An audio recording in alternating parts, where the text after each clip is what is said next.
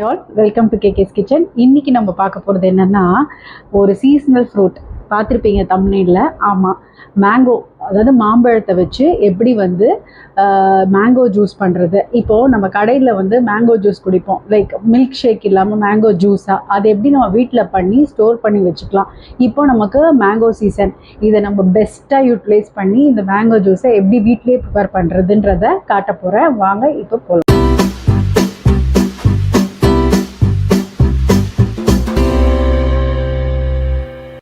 Juice பண்ணுறதுக்கு 2 பங்கனப்பள்ளியும் 1 மாங்காவும் எடுத்திருக்கேன். இதை நல்லா வாஷ் பண்ணி இப்போ எடுத்துகிட்டு வந்துடலாம். மாங்காய் வாங்கும்போது கொஞ்சம் இந்த மாதிரி, அதாவது ரொம்ப புளிப்பாக இல்லாத காயாக பார்த்து வாங்கிக்கோங்க. அண்டு மாம்பழமும் ரொம்ப பழுத்ததாக இல்லாமல் கொஞ்சம் இந்த மாடரேட்டாக இருக்கிற மாதிரி இருந்ததுன்னா நல்லாயிருக்கும். இதை இப்போ வாஷ் பண்ணிவிட்டு இந்த ஸ்கின்னை பீல் பண்ணி எல்லாத்துக்கும் நம்ம தனியாக எடுத்து வச்சுக்கலாம். பீலர் இருந்ததுன்னா இந்த மாதிரி நீங்கள் மேல் தோலி எடுத்துகிட்டு இதை க்யூபாக நறுக்கி வச்சுக்கோங்க. இதே மாதிரி தான் நம்ம மாம்பழத்தையும் அந்த மேல் தோலி எடுத்துகிட்டு நல்லா குட்டி குட்டி க்யூப்ஸாக கட் பண்ணி எடுத்து வச்சுக்கலாம். 1 லிட்டர் வாட்டர் ஒரு பெரிய பாத்திரத்தில் எடுத்து வச்சுக்கோங்க.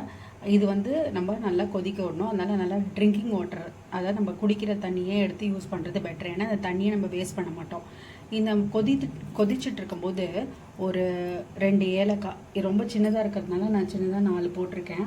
அதுக்கப்புறம் ஒரு சின்ன சைஸு பட்டை, இது ஒரு ரொம்ப சின்னதாக இருக்கணுங்க. இதோட ஸ்மெல் டாமினண்ட் ஆகக்கூடாது. அதனால் இது போட்டுட்டு இது கொதிக்க ஆரம்பிக்கிறதுக்கு முன்னாடியே நம்ம ராவாக இருந்ததில் ஒரு மேங்கோ, அதாவது மாங்காவாக இருந்ததில் அதை முதல்ல சேர்க்குறோம். ரஃப்பாக சாப் பண்ணால் போதும். இந்த மாதிரி இருக்கணும். ரொம்ப ரா மேங்கோ, அதாவது ரொம்ப ஃப்ரெஷ்ஷான மாங்காவாக இருந்ததுன்னா ரொம்ப புளிப்புத்தன்மை ஜாஸ்தியாக இருக்கும். அதனால் நான் காமிச்சா மாதிரி வாங்கிக்கோங்க, சூஸ் பண்ணிக்கோங்க.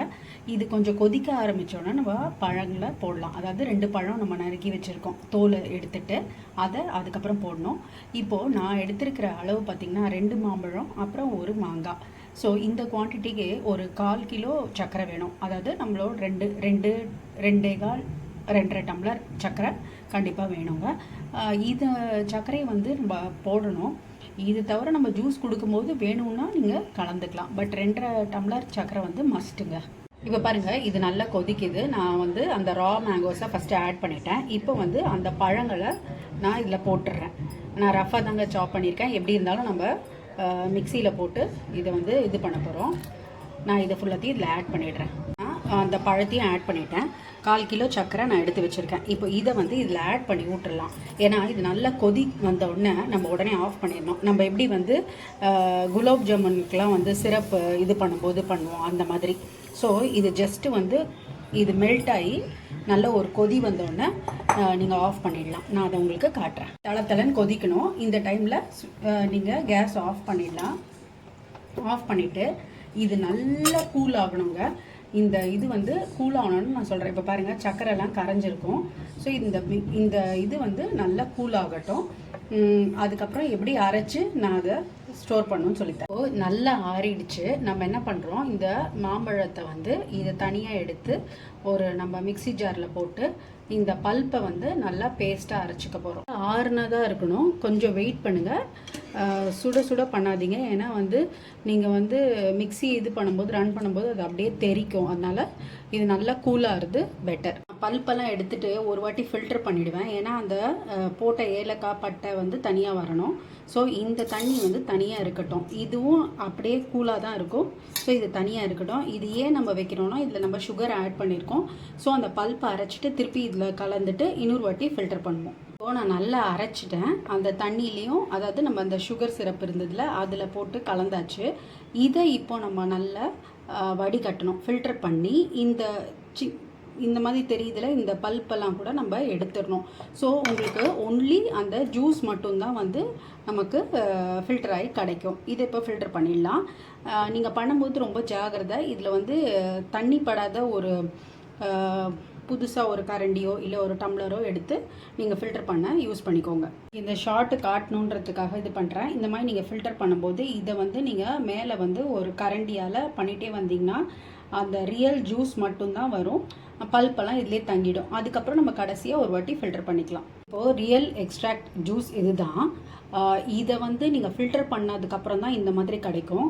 நீங்கள் என்ன தான் ஸ்மூத்தாக அரைச்சிருந்தாலும் உங்களுக்கு நான் அந்த இதை காட்டுறேன் பாருங்கள். பல்ப்பு மிச்சர் ஸ்மூத் மேங்கோ பல்ப்பை நீங்கள் கிரைண்ட் பண்ணி திருப்பி ஃபில்டர் பண்ணும்போது இந்த மாதிரி ரெசிடியூல் இது இருக்கும். இதை வந்து நீங்கள் அவாய்ட் பண்ணுறது நல்லது, ஏன்னா நம்ம ஸ்டோர் பண்ணி குடிக்கணும். ஸோ இது வந்து நம்ம வேணால் அந்த இதை டேஸ்ட் பண்ணி பாருங்கள். நடுவில் பல்ப் தட்டிச்சுன்னா 2 வாட்டி கூட நீங்கள் ஃபில்டர் பண்ணி எடுத்து வச்சுக்கலாம். Homemade mango juice ready. இதை வந்து நீங்கள் வந்து ஆற வச்சு இந்த மாதிரி பாட்டிலில் ஊற்றி நீங்கள் ஃப்ரிட்ஜில் வச்சுக்கலாம். வேணுன்ற போது நம்ம கிளாஸில் ஊற்றி நம்ம கெஸ்ட்டுக்கு கொடுக்கலாம். இதை வந்து நீங்கள் ரொம்ப சர்க்கரை ஜாஸ்தியாக இருக்குதுன்னு ஃபீல் பண்ணிங்கன்னா நீங்கள் கொஞ்சமாக டைல்யூட்டும் பண்ணிக்கலாம். பட் நான் இப்போ போட்டிருக்கிற ப்ரப்போர்ஷன் எனக்கு கரெக்டாக இருக்குது. ஸோ நான் அதை அப்படியே ரெடி டு சர்வாக யூஸ் பண்ணி ரொம்ப சுவையாக இருக்குங்க இந்த மேங்கோ ஜூஸ். 2 பாயிண்ட் நான் உங்களுக்கு சொல்ல விருப்பப்படுறேன். ஒன்று என்னென்னா, நான் இதில் வந்து பட்டை அது போட்டிருப்பேன், அப்புறம் வந்து ஏலக்காய் போட்டிருப்பேன். இது கண்டிப்பாக ஆப்ஷனல் தான், உங்களுக்கு வேணும்னா போட்டுக்கலாம், இல்லைனா தவிர்த்துடலாம். இது ஏன் போட்டேன்னா உங்களுக்கு அதை குடிக்கும்போது ஒரு டிஃப்ரெண்ட் டேஸ்ட் கிடைக்கும். அதுக்காக எனக்கு எதுவுமே வேண்டாம், பிளாண்டாக அதாவது மேங்கோவோட அந்த இது எசன்ஸ் இருந்தால் போதும்னு நினச்சிங்கன்னா கண்டிப்பாக நீங்கள் தவிர்த்துடலாம். இதை நீங்கள் டெஃபினட்டாக ட்ரை பண்ணுங்கள். ஏன்னா இப்போ சீசன் விட்டுடாதீங்க. அதனால தான் இதை உங்களுக்காக நான் மெனக்கெட்டு போட்டு சொல்லி காமிச்சேன். வீடியோ பிடிச்சிருந்தா லைக் பண்ணுங்கள், ஷேர் பண்ணுங்கள், மறக்காமல் சப்ஸ்கிரைப் பண்ணுங்கள். வேறு ஒரு நல்ல மேங்கோ ரெசிபியை பார்க்கலாமா? அதோட சந்திக்கலாம். தேங்க்யூ, பாய்.